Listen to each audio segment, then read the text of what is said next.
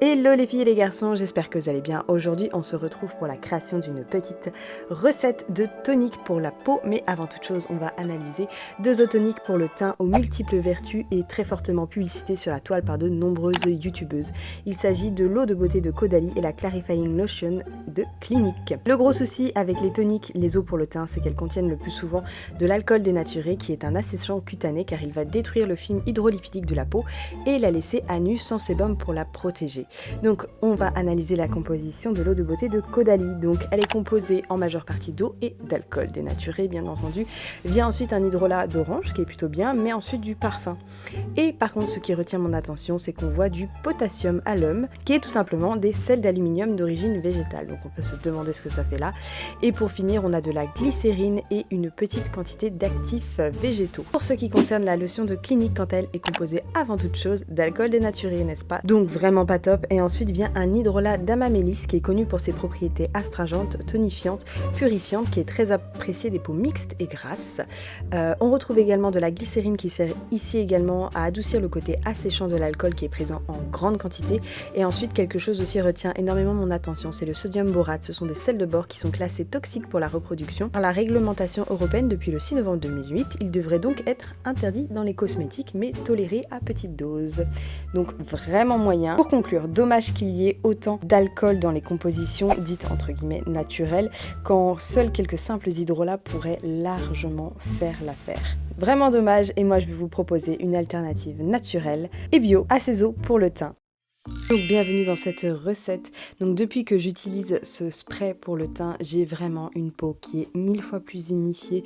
J'ai beaucoup moins de points noirs, de rougeur, ma peau est plus lisse, plus douce, plus rayonnante. J'ai l'impression que mes taches cutanées se sont vraiment dispersées.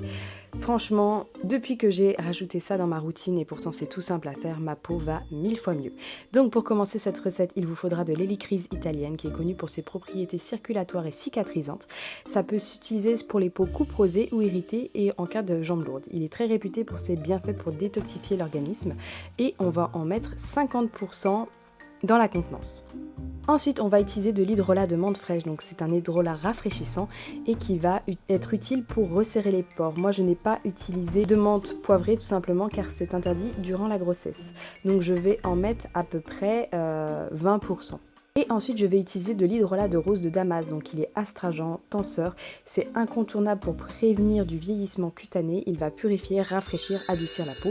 Et il est aussi connu pour calmer les irritations et les rougeurs. Donc il est très très bien et je vais également en mettre 20%.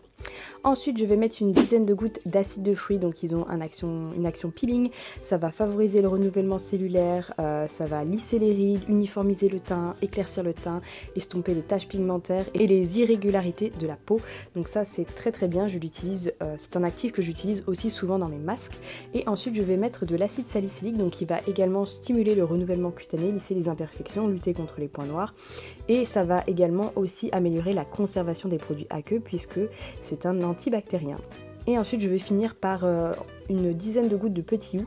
Donc c'est un vénotonique qui va stimuler la circulation du sang au niveau des capillaires.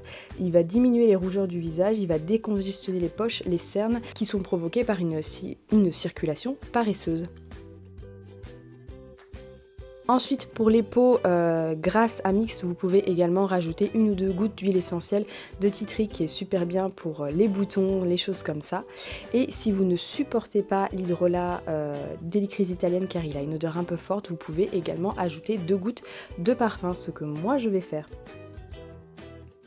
Donc l'hélicryse italienne, je l'ai découvert grâce à ma copine La Beautista, je vous remets son Insta à côté.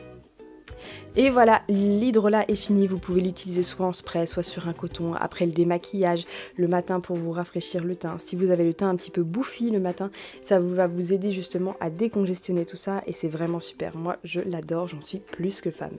Par contre, c'est une conservation à conserver uniquement au frigo car les hydrolats sont très très sensibles à la chaleur. Voilà les filles et les garçons, j'espère que ça vous aura plu, je vous fais plein de bisous et je vous dis à très bientôt.